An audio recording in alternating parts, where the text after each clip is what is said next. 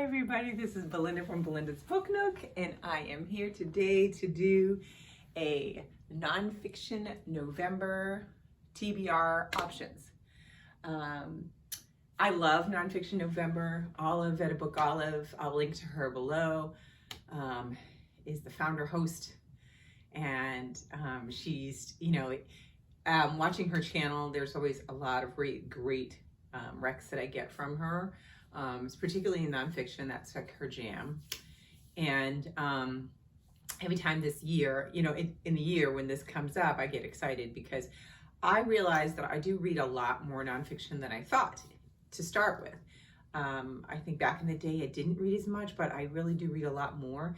And I also buy a lot that I haven't read, so I always have a pool to choose from.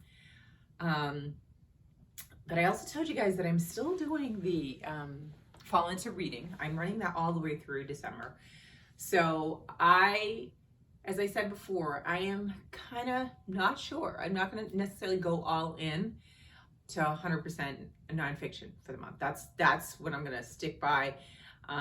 But I have been tempted by the nonfiction bug to potentially up my one book I said in the last video to maybe 2 or 3 books. Yeah, I know. That just is like so hypocritical, right? But the reality is, let's just see at the end of November where I am, because I may not even finish one whole book. So I'm not even gonna, slap myself on the hand for that statement. So the first book, there's 2 books that are tied together. And I wanted to also say, let me read to you also her prompts for Okay, so there's 4 prompts for Nonfiction November. The whole idea of it is for you to just read nonfiction. If you normally read some, read a little more.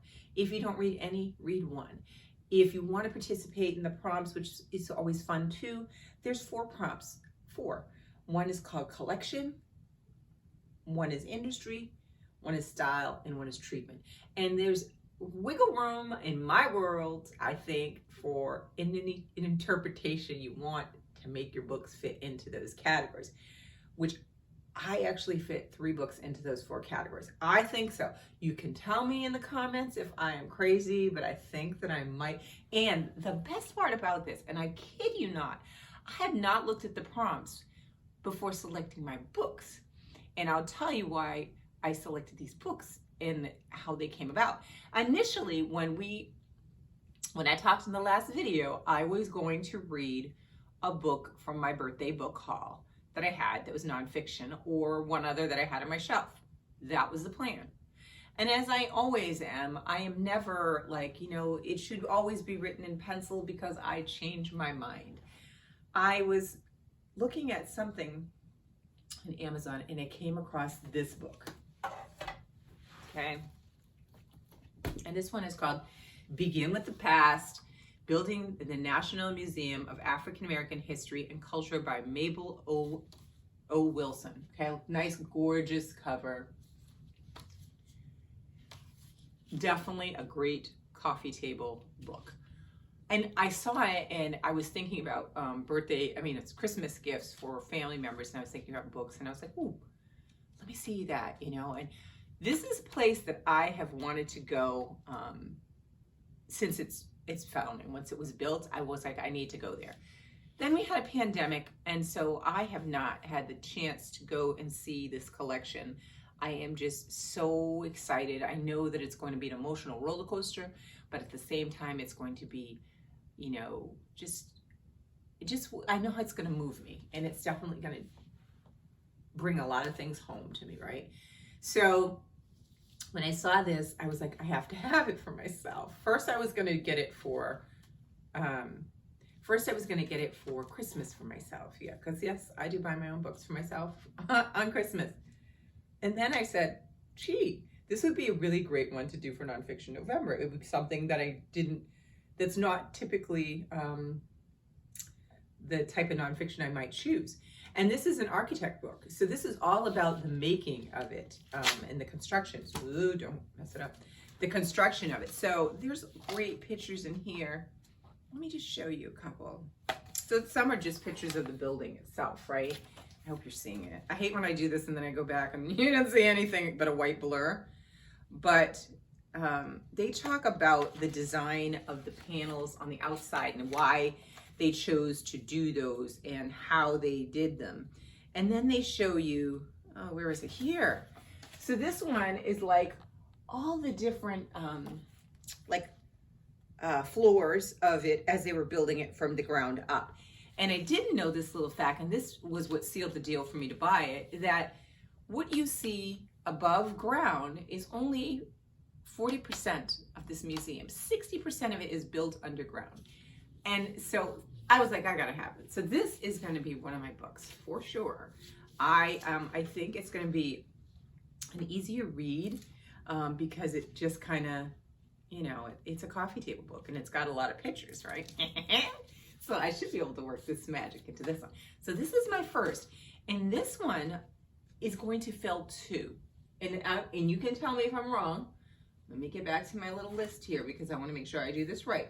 So for this one, I say this is style because it is talking about the design of this building, and treatment. I think of how they choose to, the things that they choose to in the construction of it for to house and to preserve the artifacts that are going to go inside of the museum. So I am going to take this for 2. Maybe somebody say this is only style, or you could say that this is industry. But no, I'm going with style and treatment for this book, and that's it. Okay, so that in my world, that's 2. So that's my first one. Now, this other book, I wanted it when it came out. I saw the author talking, and I just didn't get it. You know, I have a long list, and it's funny, I need to go back in my old book journals. I have a long list in here and a long list in there, and I even have a list in my phone of books that I want to get, and sometimes I get them and sometimes I don't. This one, it ties with that book. This is by Lonnie G. Bunch III, and he's the founding director of that museum, and it's called A Fool's Errand, Creating the National Museum of African American History and Culture in the Age of Bush, Obama, and Trump. Hold on one second, because there's a lot of words there. My mouth is dry. I also apologize to you guys because the lighting is crappy. It was so dark this morning. You know, the times, eventually we're going to change the time so it will be, you know, good, but we're having a lot of rain and clouds. So literally it's still dim out there. I thought night was never going to end. So the lighting is probably not the best today. And I can hear a little congestion in my voice, and I apologize for that. So this book is written by him, and he talks about from conception to pitching to, you know, getting the funding, raising funding. I think he got a certain amount from Congress guaranteed before there was a building, before there was a staff. I think it was just him and maybe one other person. And then he was promised a certain amount of money, and then he had to raise a certain amount of money in addition to listen, like, it's not like you're moving artifacts from one location to another. A lot of times was he had to figure out, what is it going to house? What is the goal of this museum? Then how do we go about this? How are we going to maintain and, like I say, preserve those things? How are we going to present them in a way that is going to be educational? How are we going to, you know, what are the people that we're going to need to do to staff the building? I'm all in for it. I'm really curious to see it because I think it's such a big undertaking with so much pressure on their shoulders.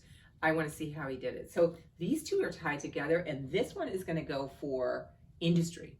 Okay, so that's, and it's pretty cool. I'm not lying to you that I did not see these, and I'm so happy I didn't look at them, because sometimes when I look at prompts, it stresses me out because I can't find something to fit in them or what have you, or I pick things that I'm not in the mood of reading. So I'm really excited because I am in the mood for these, so I think that I'm all here for this. So the only drawback,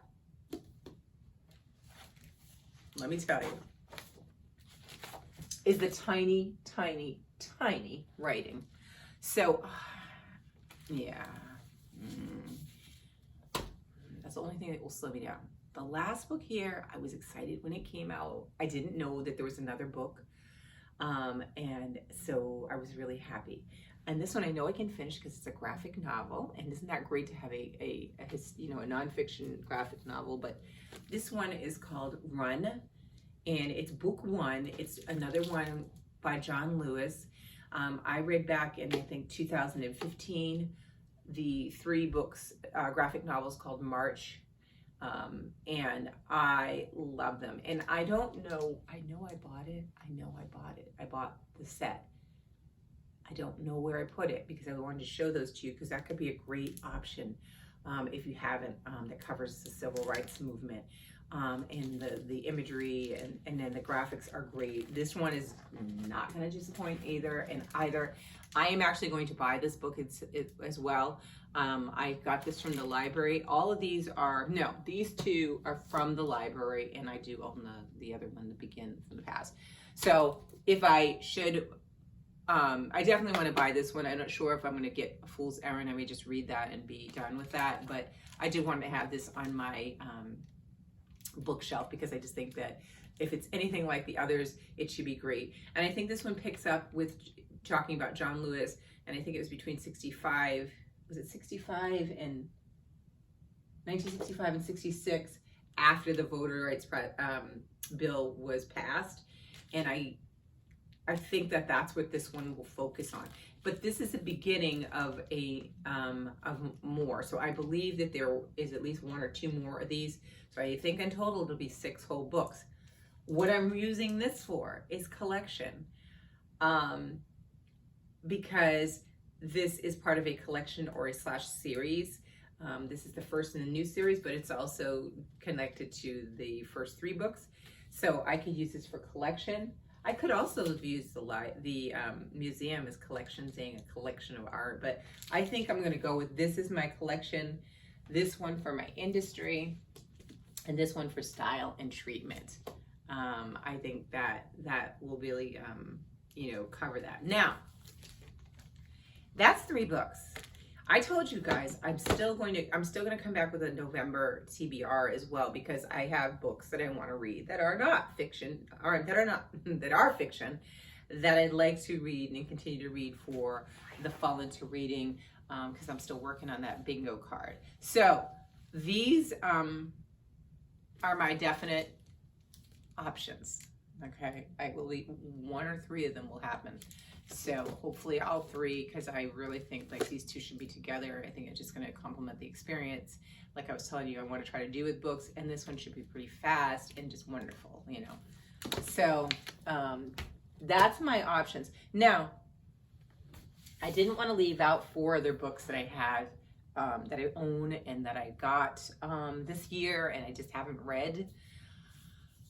Let's start with the big one that I got at the very beginning of the year. I pre-ordered it. I got the signed edition by Isabel, Wilkerson, cast. Everybody's seen this around. Not going to describe it. It's just, she's incredible.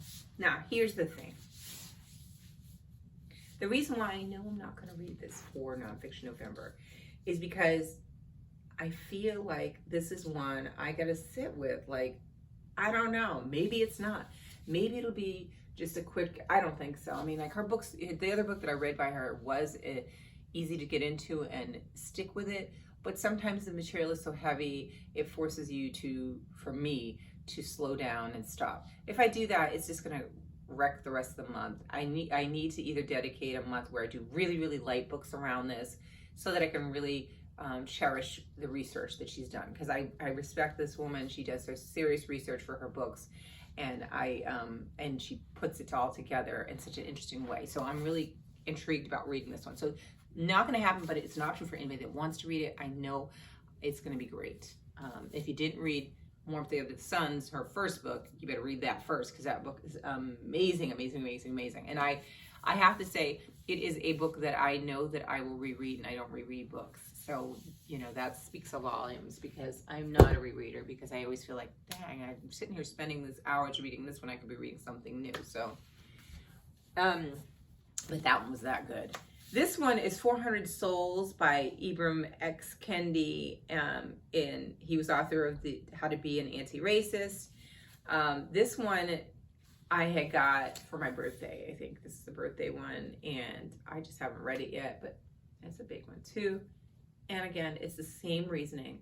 I want to dedicate this when I'm reading a bunch of fiction that it's just light, so that I can just kind of absorb this. And what he does, I think, how many writers does he have in this one? It says he assembled 90 brilliant writers, each of whom take on brief periods of that 400-year span, beginning from 1619.